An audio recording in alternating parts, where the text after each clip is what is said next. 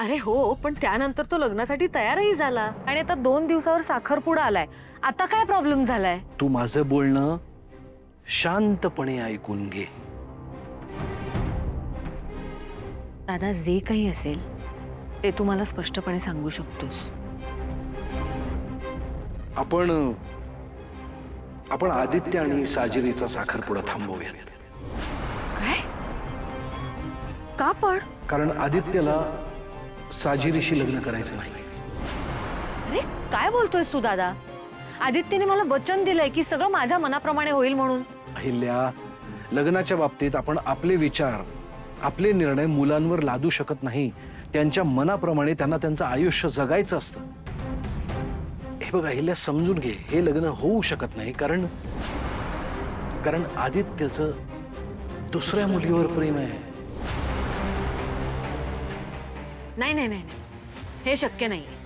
माझ्या मुलावर पूर्ण विश्वास आहे आणि मुळात जर त्याचं कुठल्या मुलीवर प्रेम असतं तर सगळ्यात आधी येऊन त्यांनी मला सांगितलं असतं. त्याने तुला खूप वेळा येऊन सांगण्याचा प्रयत्न केला, पण तुझ्या सुनेबद्दलच्या अपेक्षा ऐकून तो आजवर तुझ्याशी काहीही बोलू शकला नाही. बरं ठीक आहे, कोण आहे कोणी मुलगी? अहिल्या, कधी कधी ना अनपेक्षित गोष्टी अचानक आपल्या समोर येतात, तर त्या आपल्याला शांतपणे ऐकून घ्यायच्या असतात. त्याला धीरानं सामोरं जायचं असतं.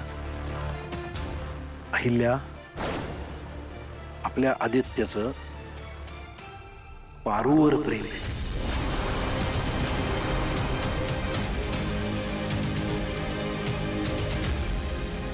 दादा, तू सुद्धा? तुझा पण गैरसमज झाला ना?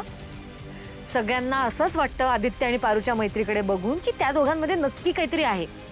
पण मी सांगते, ते दोघं खूप चांगले मित्रमैत्रिणी आहेत एकमेकांचे आणि त्यांच्या मनात एकमेकांबद्दल असं काही येऊच शकत नाही, कारण आदित्य आणि पारूला त्या दोघांच्या मर्यादा माहिती आहेत.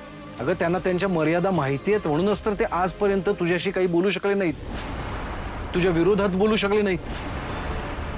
अहिल्या, समजून घे. अगं, पण ते तरी कुठवर सहन करतील, कुठवर हे सगळं लपवून ठेवतील ग?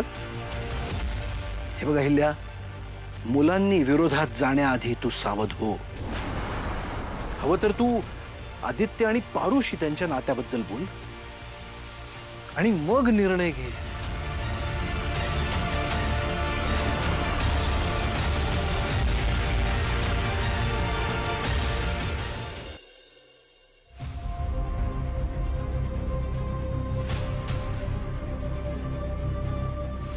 नाही उचलत आहेत फोन. प्रिया, दादाला काय झालंय? मला तर काही कळतच नाहीये.